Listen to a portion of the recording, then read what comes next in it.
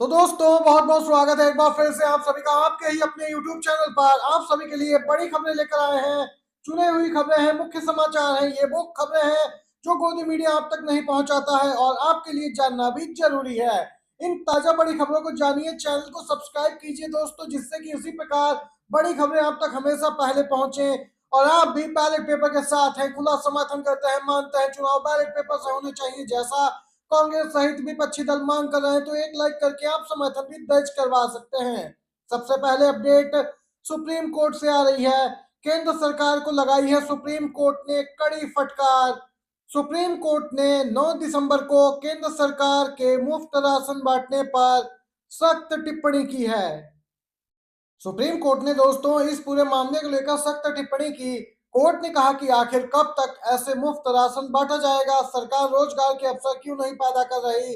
Covid 2019 महामारी से मुफ्त राशन दिया जा रहा। सरकार ने बताया देश के 81 करोड़ लोगों को इस योजना के तहत लाभ दिया जा रहा है। सरकार को फटकार लगाई है। सुप्रीम कोर्ट ने सरकार से पूछा कि कब तक इस प्रकार मुफ्त में राशन देते रहेंगे लोगों को, रोजगार के अवसर पैदा क्यों नहीं करते, नौकरियां क्यों नहीं यहाँ पे हैं। इस पूरे मामले पे सरकार को जवाब देते नहीं बना। वहीं दूसरी तरफ दोस्तों इंडिया गठबंधन की पार्टियां अडानी महाघोटाले पे चर्चा चाहती हैं, लेकिन मोदी सरकार है वह इससे लगातार भाग रही है। आज इंडिया गठबंधन के नेताओं ने मोदी सरकार की तानाशाही के खिलाफ विरोध प्रदर्शन किया। रोज दोस्तों यहाँ पे संसद परिसर में जबरदस्त प्रदर्शन हो रहा है। राहुल गांधी, प्रियंका गांधी मौजूद रहते हैं।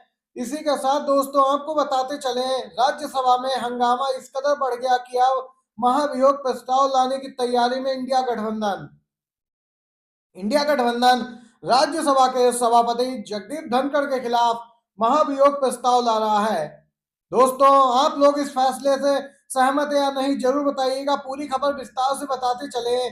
विपक्ष का कहना है कि जगदीप धनखड़ जैसे पक्षपाती सभापति भारतीय संसद के इतिहास में कभी नहीं हुए। उन्होंने न केवल अपने पद की गरिमा को मिट्टी में मिला दिया, बल्कि संसदीय परंपराओं का भी मखौल बनाकर रखा हुआ है। दोस्तों बीते दिन मल्लिकार्जुन खड़गे और सभापति धनखड़ के बीच नोकझोंक हुई थी। एक भी दिन नहीं जाता जब वे मोदी अडानी के बचाव में यहाँ पे विपक्ष को अपनी बात रखने से रोकते ना हो। दोस्तों विपक्ष को मामले उठाने ही नहीं देते, उन्हें बोलने का अवसर ही नहीं देते हैं सभापति धनखड़। दोस्तों आपको बताते चले यहाँ पर जो ताजा अपडेट आई है, प्रस्ताव पारित तो नहीं हो पाएगा क्योंकि संख्या बल सरकार के पास है, लेकिन जगदीप धनखड़ के चेहरे पर एक काला धब्बा तो लग ही जाएगा, कहना है विपक्ष का। दोस्तों सोशल मीडिया यूजर्स खबर पे अपनी प्रतिक्रियाएं दे रहे हैं, आप भी लिखिए कमेंट बॉक्स में अपनी राय। वहीं लोग लिख रहे हैं कि जगदीप धनखड़ के बाद नंबर होना चाहिए मुख्य चुनाव आयुक्त राजीव कुमार का। मुख्य चुनाव आयुक्त राजीव कुमार के खिलाफ भी महाभियोग प्रस्ताव लाया जाना चाहिए। उन्होंने भी पक्षपात का अटूट रिकॉर्ड बनाया है। वह भी धनखड़ की तरह ही मोदी सरकार के लिए काम कर रहे हैं। संवैधानिक संस्था के शीर्ष पद पर बैठे हुए सरकार के लिए काम करते इन्हें शोभा नहीं देता। दोस्तों यहाँ पर देख सकते हैं देश भर में चुनाव आयोग के खिलाफ जो गुस्सा है वह स्पष्ट तौर पर खास तौर से महाराष्ट्र में ज्यादा है, क्योंकि वहां लोग बैलेट पेपर से यहाँ पे मॉक पोल कराने की मांग पे अड़े हैं, लेकिन सरकार प्रशासन उन्हें रोक देता है। कई उदाहरण महाराष्ट्र के गांवों से सामने आ चुके हैं। उपासना स्थल कानून 1991 को लेकर एक बार फिर सुनवाई होने जा रही है। जी हां, चीफ जस्टिस संजीव खन्ना की पहली परीक्षा 12 दिसंबर को होगी।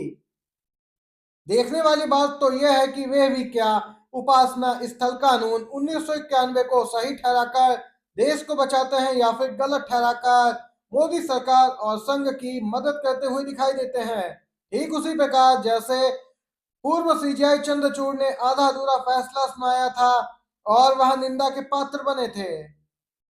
दोस्तों ये पूरा मामला सामने निकल के आया है। मुख्य न्यायाधीश की अध्यक्षता वाली पीठ 12 दिसंबर को सुनवाई करेगी उपासना स्थल कानून 1991 को लेकर। वहीं दोस्तों इंडिया गठबंधन का नेतृत्व तो कौन करेगा, इसको लेकर लगातार इंडिया गठबंधन के घटक दलों में टकराव की स्थिति देखी जा रही है। आरजेडी चीफ लालू प्रसाद यादव ने तो कहा है कि सीएम बनर्जी को इंडिया अलायंस का नेतृत्व तो दिया जाना चाहिए। दोस्तों कांग्रेस पार्टी के विरोध जताने से कुछ भी नहीं होगा, ये कहना है लालू यादव का। और बिहार में सरकार बनाने को लेकर भी दावा किया कि 2025 में हम लोग फिर से सरकार बना लेंगे।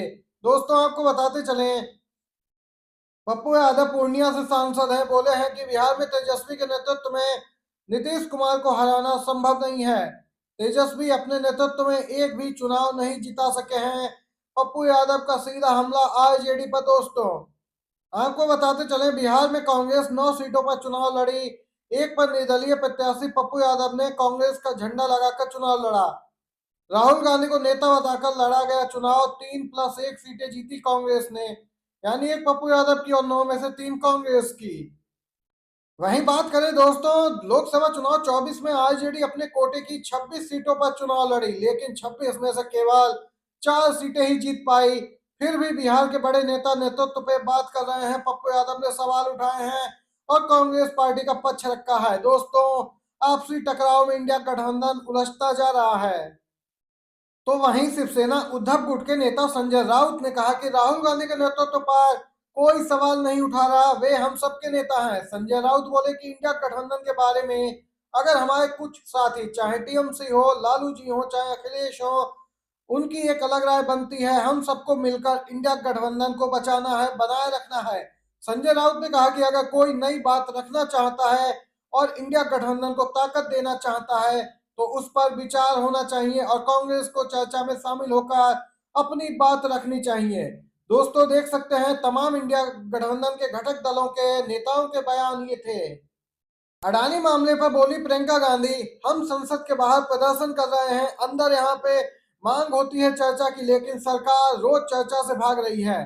प्रियंका गांधी वायनाड की सांसद बोली कि हम रोज सदन में चर्चा करना चाहते हैं, लेकिन बीजेपी चर्चा नहीं करना चाहती, इसीलिए वे किसी न किसी बहाने से सदन स्थगित करवा रहे हैं।